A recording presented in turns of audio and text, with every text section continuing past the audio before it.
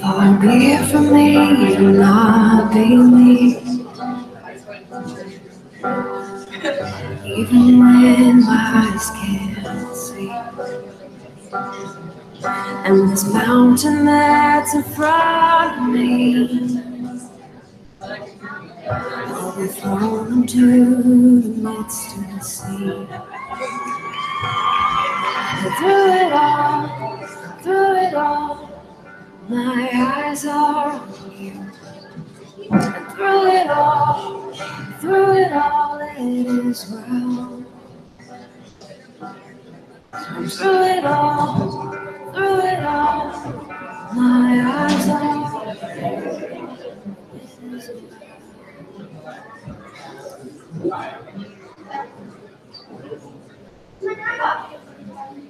Well, good morning.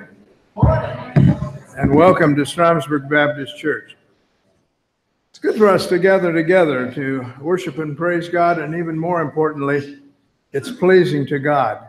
And that should be really the reason we're here, to please God. And in pleasing Him, He blesses us and gives us so much. We'd certainly ask you to record your presence in our friendship folders that are located in the middle of each aisle just to minister. I ask you to read those very carefully. Note the ones that might pertain to you, participate as they come up.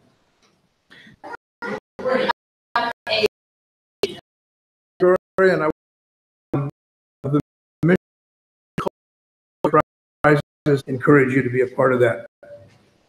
And then for you lucky to do it alone,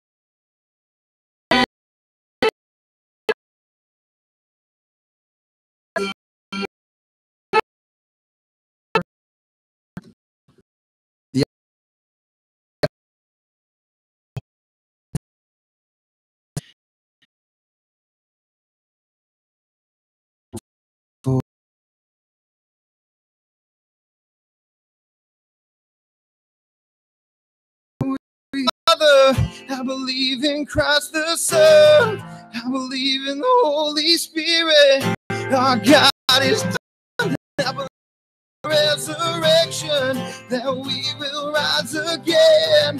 For I believe in the name of Jesus. I believe in life eternal. I believe in the virgin birth. I believe in the sins again. For I believe in the name of Jesus. And never once will we ever walk alone. Never once will you leave us on our own. You are faithful, God. You are faithful. And every second we are breathing in your grace. You are faithful, God. You are faithful. God, you are faithful. Yes, I believe in the name of Jesus. You are faithful, God. You are faithful.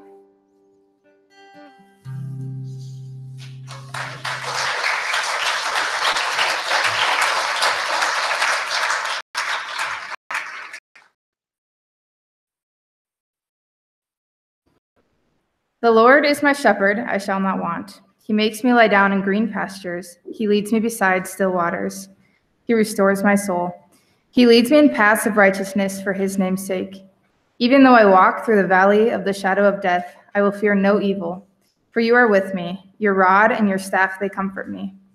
You prepare a table before me in the presence of my enemies. You anoint my head with oil. My cup overflows. Surely goodness and mercy shall follow me all the days of my life, and I shall dwell in the house of the Lord forever.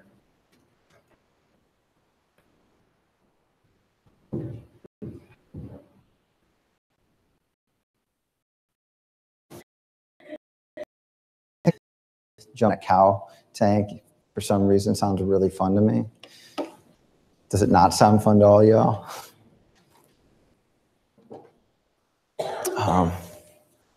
It's another rhetorical question that you guys can think about, but who out here hasn't needed comfort at some point? I mean, I'm a father of 4 kids. I'm a husband. I'm a son. I'm a brother. I'm a friend.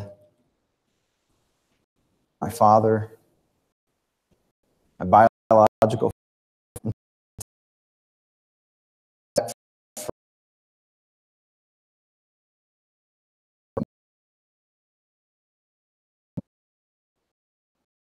person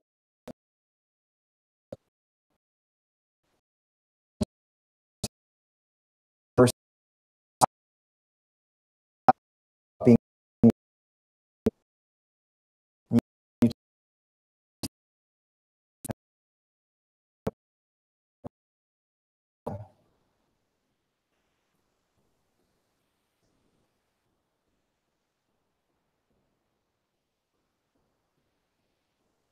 we've been through that. When we were kids, we made a lot of mistakes and our parents corrected us. When we were young adults, we went through a lot of mistakes and unfortunately no one corrected us and we wasted a lot of money. Y'all know what I'm talking about. You bought a home once.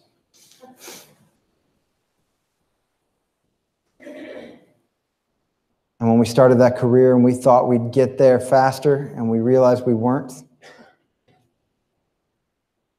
or when what we've worked for became nothing and everything we've put in is now worthless. When our family that we thought loved us disapproved of something and disapproved of us. When we've lost valuable friends who we thought we'd never lose.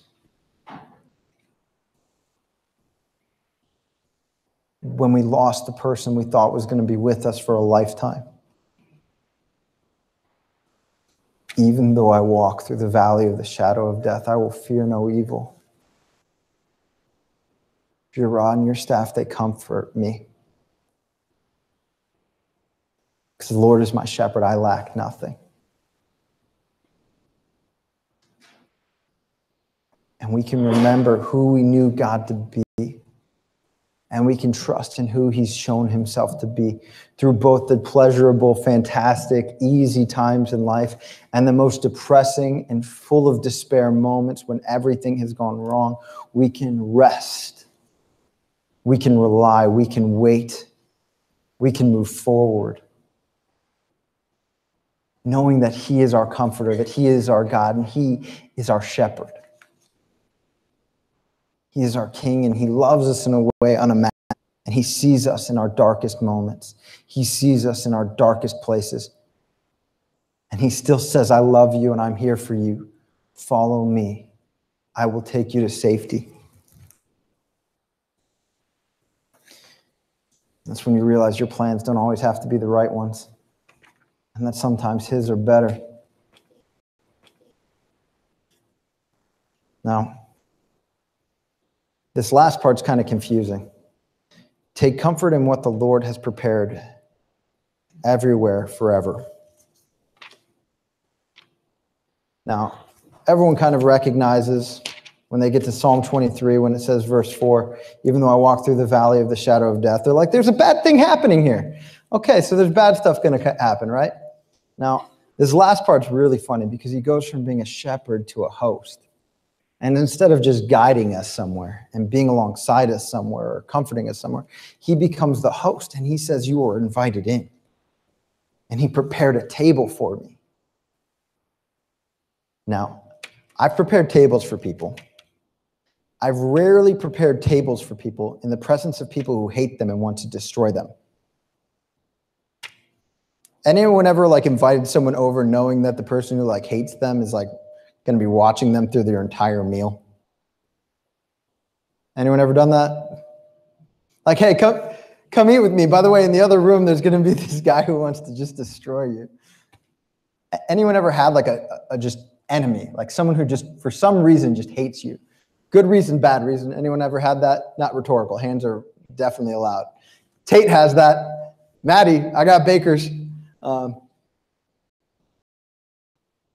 for most of us, we've had that moment where we've hurt someone's feelings and for some reason they hate us and they just don't like us. And I've been there one too many times. My bachelor party was really bad because my friend asked my other friends to say something nice about how they met me, and all but two of them had a horrible first experience about me. So I don't know why they were at my party. I do, because they all liked me afterwards, but they hated me that first moment. Don't jab people with your elbow and tell them to worship louder. It just doesn't work out better. No one finds that funny, okay. In the presence of my enemies, he prepared a table for me. You prepared a table before me in the presence of my enemies. So you're out of the valley, kinda. But you still have people that want to take your life. You still have people who want to destroy you. You still have people who want to bring you to that darkest place. And the God of the universe says, I prepare a table for you in their presence. I'm so confident I got this and that I got you. And that I'm going to comfort you, and that I'm going to protect you, and that I'm going to shield you, that I'm going to put you up on a pedestal and put you in a place where everyone can see you, especially those who hate you, and say, I've got you, you are mine, and your enemies are nothing compared to me. And then it says, you anoint my head with oil. I wonder why God wanted to use motor oil on my head, but then I realized it wasn't motor oil, and it wasn't like olive oil. It was like essential oils or something crazy like that. Here that's back, right? But they were fragrant. It was something of joy. It was like getting a bath. It was something where if someone came into your house and you gave them oil, you were giving them honor, you were giving them worth, you were showing them that they smelled bad, but you were going to take care of it. But not in those words because they were politically correct. Of their enemies, they weren't priceless necessarily, but they were something of great value. And he says, I treasure you. I prepare a table for you. In the presence of your enemies, I'm going to anoint your head with oil, and your cup is going to overflow. Don't worry about running out. Don't worry about not having enough. Don't worry about lacking anything, because I am here and I've got you. And love will follow me all the days of my life, and I will dwell in the house of the Lord forever. I will dwell in the house of the Lord forever. If there's one thing consistent about the Psalms, if there's one thing consistent about the Bible, if there's one thing consistent about God's word, it's the word forever. The goal is not the moment. The goal is forever. The goal is not about tomorrow or yesterday. The goal is about saying you have a forever. And not a forever of misery, but a forever of joy, a forever of peace, a forever of saying, I prepared a table for you. You get to know the God of eternity who's infinite, eternal, forever existed, forever will, the Alpha, the Omega, the beginning and the end, the God who sustains it by the power of his word. The God who can take an atom and hold the protons together in the nucleus. The God who controls the gravitational forces that keep our planet going. The God of the universe that controls the suns and the explosions that emit heat across the universe that we can see and feel and exist. This God says, I prepared a table for you. Your cup won't overflow. And guess what? You get to spend forever with me. I made you in my image and I cherish you. I'm for you. This is an open promise. It's for everyone who will seek me. It's for everyone who will have me as their shepherd. It's for everyone who would take up my mantle. Because the God of the universe is sincerely saying, if I am your shepherd, you shall not want. You will have no lack. And even though you walk through the valley of the shadow of death, even though you're going through hard times, I got you. I'm going to protect you, I'm going to correct you, and I'm going to comfort you. Take joy in me, because even in the midst of the people who hate you, I love you. And my goodness and my love, my mercy will follow you forever. And I will be with you forever.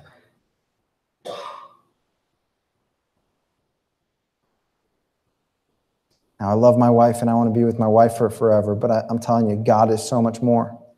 And one of the things I loved the most about her was that she told me God was more important to her than me. I don't know why that was comforting, but it was. But that's the truth. The love that we have for the person that we cherish the most today is a shadow of the love that we can have for God and the love that God has for us. The greatest father figure you can know, the greatest mother figure you can see, the greatest act of love you know today pales in comparison to the God of the universe's love for you. Because it's not for a moment. It doesn't run dry. It never grows weary. It does not faint. His love is something everlasting that will forever be your joy. So like I said at the beginning, this isn't anything new for any of you, right? It's a pretty rudimentary sermon. But I ask you to remember this, to reflect on the great joy that you had at first when you first realized that the God of the universe loves you, to rest in that knowledge that you lack nothing because he is with you. Because in the good times, it is fantastic to rejoice in the Lord. But in the hard times, it is even more fantastic. Because we're going to be going through some pretty depressing Psalms in the next couple weeks, where the psalmists feel like they have nothing, and that they feel even the God of the universe has fallen asleep and left them alone. So I ask for you this week to reflect on the knowledge that God has not left you, that God will not leave you, and that you can know that the God of the universe is good and for you. So I ask another thing. If you know this about who God is and who God this is for you, take a moment and imitate the God of the universe. Take a moment to comfort and encourage someone this week. If you've seen just what it's meant for you to be comforted by the Lord, make an effort this week to comfort someone else, to encourage someone, to come inside someone and show them the love of Christ, to show them what it means to be shepherded by the King of Kings, to be loved by the Lord of Lords. Let me pray. I think we have a closing song of worship. Lord, I need you.